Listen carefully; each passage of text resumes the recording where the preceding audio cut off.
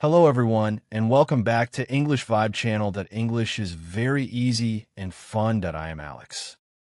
Hi, everyone, and I am Emma. Why do so many English learners struggle when it comes to asking questions the right way? That's a great place to start, Alex.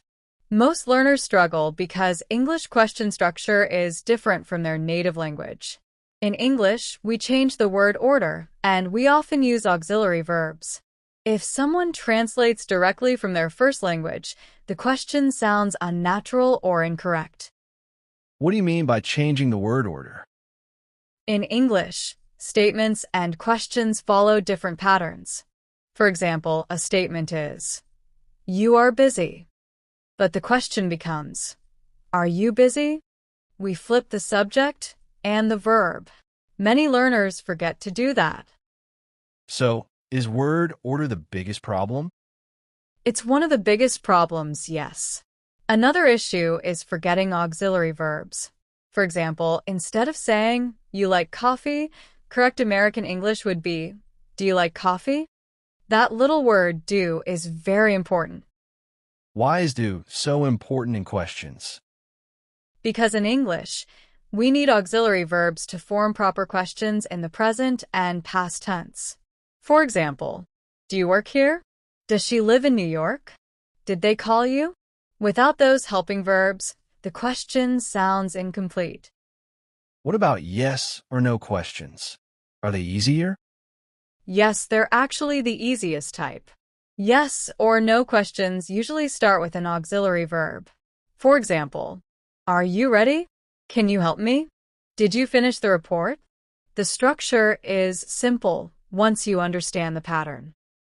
What are WH questions and why are they important? WH questions start with words like what, where, when, why, who, and how. These questions ask for specific information. For example, where do you live? Why did you choose this job? How does this work? These are very important because they help you have deeper conversations. Why do learners sometimes sound rude when asking questions? That's usually because they ask very direct questions. In American culture, we often soften our questions to sound polite.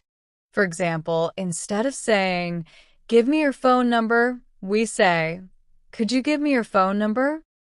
So being polite changes the structure? Exactly.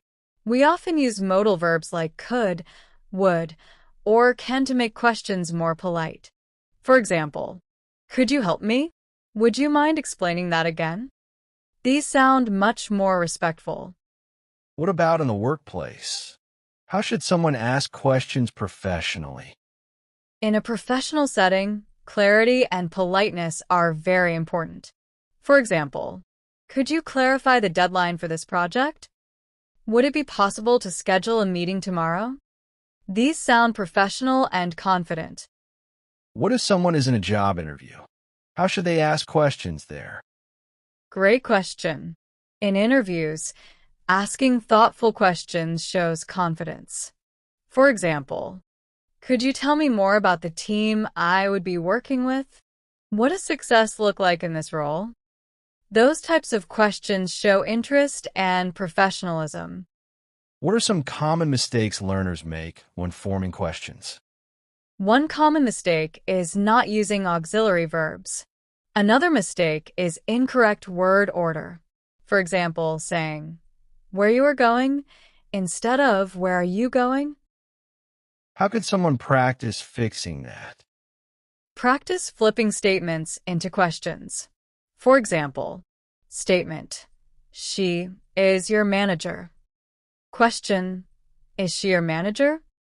Do that every day with simple sentences. What about tone? Does tone really matter when asking questions? Absolutely. Tone can completely change the meaning. If you say, "What are you doing?" in a harsh tone, it can sound angry. But if you say it gently, it sounds curious. How can someone sound more confident when asking questions? Speak clearly. Slow down. Maintain steady eye contact. And avoid apologizing too much. For example, instead of saying, sorry, can I ask something? Just say, I have a quick question. That sounds confident. What about asking follow-up questions?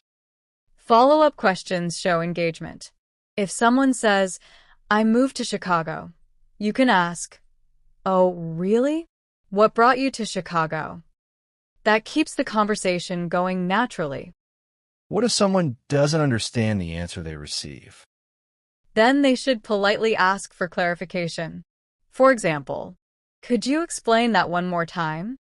Just to make sure I understand, are you saying that? That shows professionalism and confidence. How can learners stop feeling nervous when asking questions? They need to remember that asking questions is normal. In American culture, asking questions shows interest and intelligence. Practice daily. Even small questions like, what time do you close? At a store help build confidence. What's the biggest mindset shift someone needs to make? Stop thinking about perfection. Focus on communication. Even if your grammar isn't perfect, asking clearly and confidently matters more. What is one final piece of advice you would give to someone who wants to master asking questions in English? Practice forming questions every single day. Listen to native speakers. Notice how they structure their questions. And most importantly, don't stay silent. The more you ask, the more natural it becomes. Confidence grows through action. So you're saying confidence comes from practice, not perfection? Exactly. Speak up. Ask. Learn. Improve. That's how fluency is built. That makes a lot of sense. Thank you for explaining everything so clearly. You're welcome. And to everyone listening, start practicing today. Ask one new question in English every single day. Keep improving, keep speaking, and don't forget to stay confident. See you the next lesson. Thank you.